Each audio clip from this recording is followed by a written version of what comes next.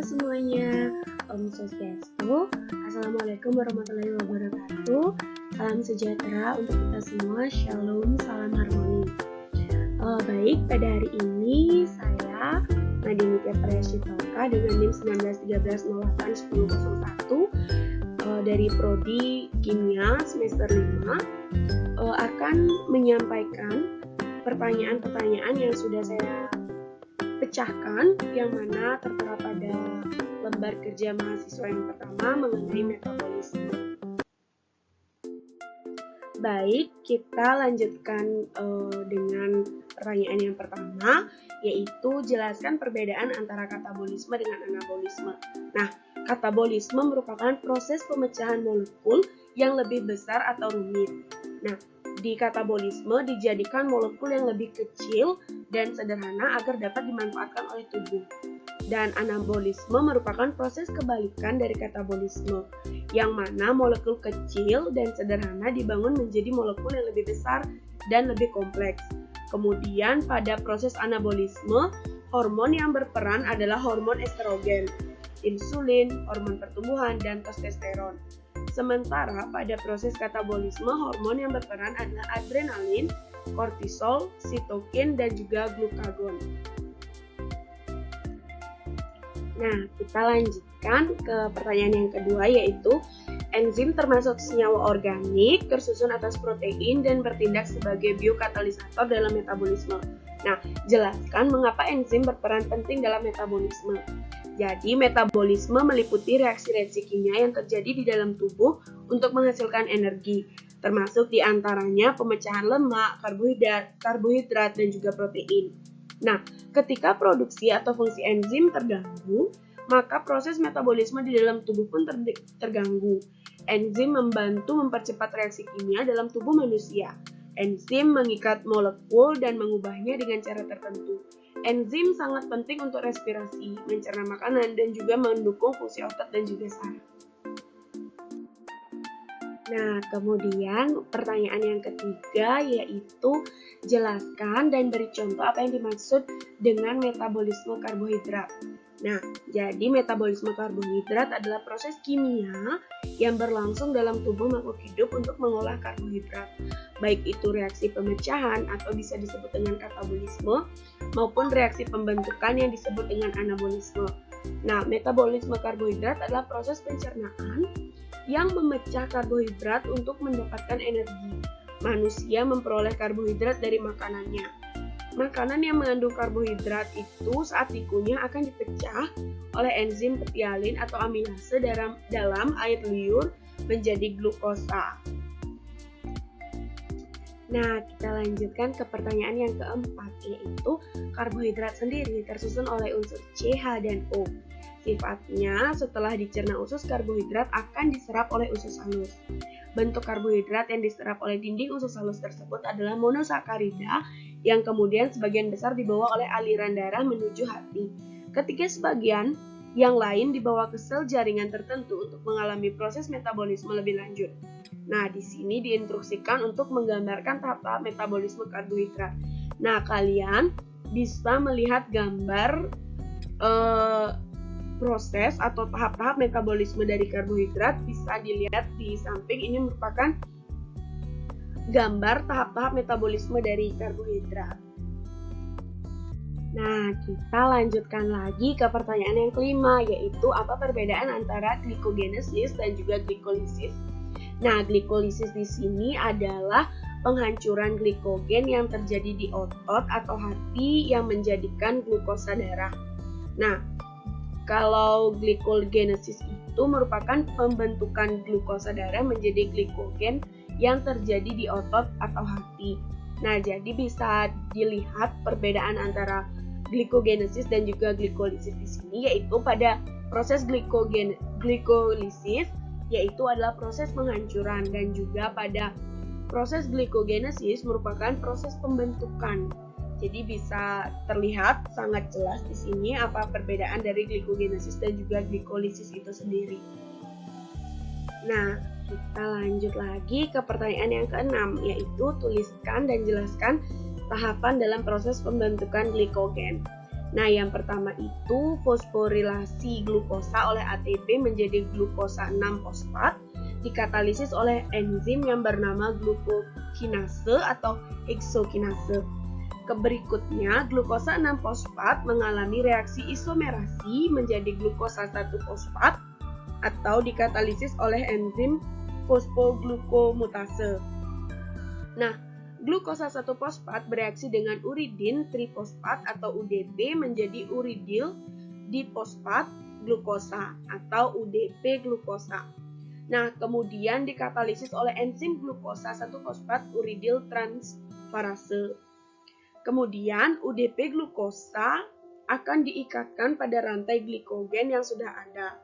Kemudian dikatalisis oleh enzim glikogen sintase.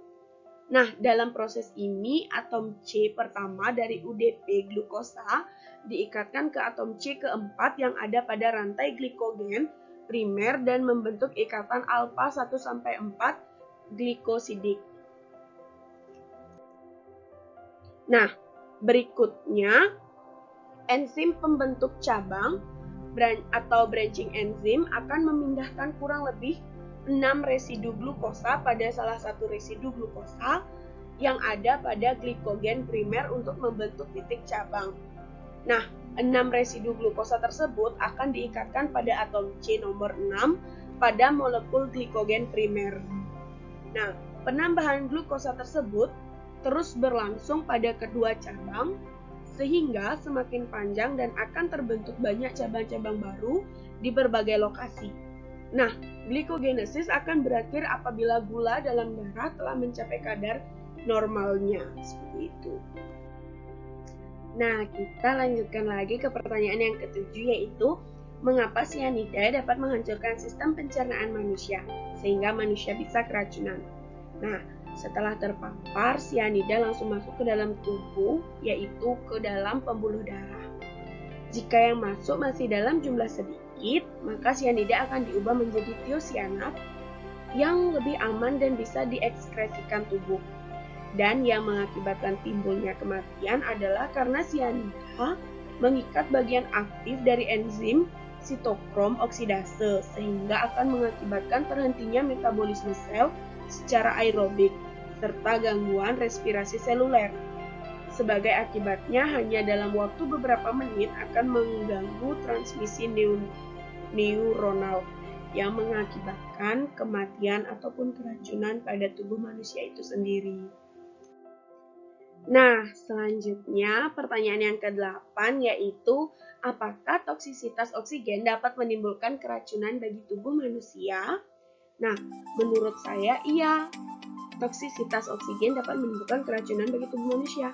Mengapa? Karena oksigen dapat meracuni kita yang biasa disebut dengan oksigen poisoning, yaitu jika tekanan oksigen lebih tinggi dari 1 bar atau lebih tinggi dari tekanan normal, atau kadar oksigen ini lebih tinggi dari 21%. Nah, hal tersebutlah yang mengakibatkan oksigen dapat meracuni tubuh kita sendiri. Nah, kita lanjutkan lagi ke pertanyaan yang ke-9. Apakah benar dehidrogenasi adalah sistem oksidasi biologi yang tidak melibatkan peran molekul oksigen? Berikan alasanmu. Nah, iya benar. Dehidrogenasi adalah sistem oksidasi biologi yang tidak melibatkan peran molekul oksigen. Karena dehidrogenasi adalah sistem reduksi yang mana dalam prosesnya tidak melepaskan oksigen ataupun melibatkan oksigen itu sendiri. Dehidrogenasi memiliki fungsi dalam pemindahan hidrogen dari substrat satu ke substrat lain dalam suatu rangkaian reaksi reduksi dan juga oksidasi yang terangkai. Nah, untuk pertanyaan yang ke-10 yaitu jelaskan apakah komponen pada rantai respirasi tersusun untuk menurunkan potensial redoks. Nah, rantai respirasi adalah rangkaian proses transfer elektron hidrogen pada bagian membran dalam mitokondria yang melibatkan sejumlah enzim. Komponen dalam rantai respirasi ini menghasilkan ion hidrogen yang dikeluarkan pada sisi luar mitokondria. Kemudian, beda potensial elektrokimia yang dihasilkan oleh distribusi asimerik ion H+ digunakan untuk menjalankan mekanisme pembentukan ATP. Nah, komponen dalam rantai respirasi digunakan untuk menurunkan potensial redoks karena dalam proses metabolisme diperlukan ATP dan juga air dengan cara memperoleh energi dari reaksi redoks yang dilepaskan. Nah, kemudian pertanyaan yang ke-11 yaitu jelaskan glikolisis anaerob yang terjadi dalam tubuh manusia. Nah, glukosa difosforilasi membentuk glukosa 6-fosfat beserta ADP oleh ATP dengan katalis enzim heksokinase. Kemudian, glukosa 6-fosfat diubah menjadi fruktosa 6-fosfat oleh fosfoglukoisomerase yang mana isomerasi ini melibatkan pengubahan aldose menjadi ketose. Kemudian, fruktosa 6-fosfat difosforilasi membentuk fruktosa 1,6-bisfosfat dan ADP oleh ATP dengan enzim katalis yaitu difosfofruktokinase. Kemudian, gliseraldehid 3-fosfat dapat digunakan pada jalur glikolisis yang menyebabkan dihidroksiseton fosfat dapat secara cepat diubah menjadi gliseraldehid 3-fosfat oleh tiosa fosfat isomerase dalam reaksi kesetimbangan. Kemudian, gliseraldehid 3-fosfat diubah menjadi 1,3 bifosfogliserat dengan katalis gliseraldehid 3-fosfat dehidrogenase yang menggunakan fosfat menjadi anorganik serta NAD. Produk lain yang dihasilkan oleh hal tersebut adalah NADH. Sedangkan energi untuk pembentukan ikatan fosfat berenergi tinggi bersumber dari oksidasi gugus aldehid pada gliseraldehid 3-fosfat. Kemudian, ikatan fosfat berenergi tinggi pada 1,3 bisfosfogliserat digunakan untuk mensintesis ATP sehingga menghasilkan 3 fosfogliserat. Nah, kemudian 3 fosfogliserat selanjutnya oleh fosfogliserat mutase diubah menjadi 2 fosfogliserat lewat perpindahan gugus fosfat pada molekul yang sama. Nah, enolase mengkatalisis dehidrasi 2 fosfogliserat untuk membentuk fosfoenopifurat atau PEP sehingga melalui reaksi ini dapat mengubah ikatan ester fosfat berenergi rendah pada 2 fosfogliserat menjadi ikatan fosfat berenergi tinggi pada PEP. Nah, hingga pada reaksi terakhir trifurat kinase mengkatalisis pemindahan gugus fosfoforil dari PEP ke ADP secara irreversible untuk dapat membentuk ATP atau trifurat tersebut.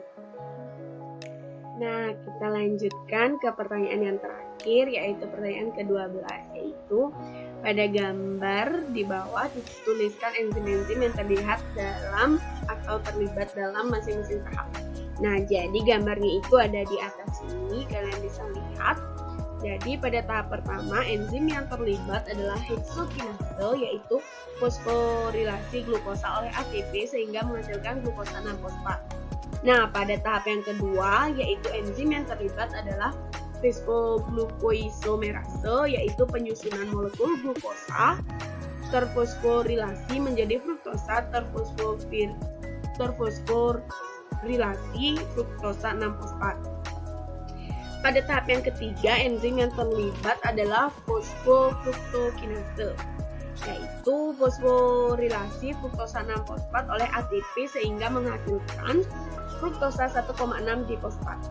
Nah, pada tahap yang keempat, enzim yang terlibat adalah aldolase, yaitu memecah fruktosa 1,6 difosfat menjadi dihidroksilaseton fosfat dan gliserildehida 3-fosfat. Nah, kemudian pada tahap yang kelima, enzim yang terlibat dalam isomerase adalah isomerase, yaitu yang mengubah semua dihidroksilaseton fosfat menjadi diseraldehida 3-fosfat.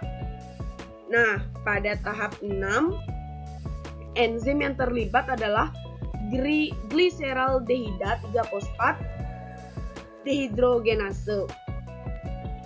Fosforilasi gliseraldehida 3-fosfat oleh fosfat anorganik atau sitoso. Oksidasi membentuk NADH sehingga menghasilkan 1,3 difosfogliserat. Nah, sekian tadi penyampaian jawaban mengenai LKM 1 mata kuliah biokimia 2 mengenai metabolisme. Jika ada salah kata mohon dimaafkan.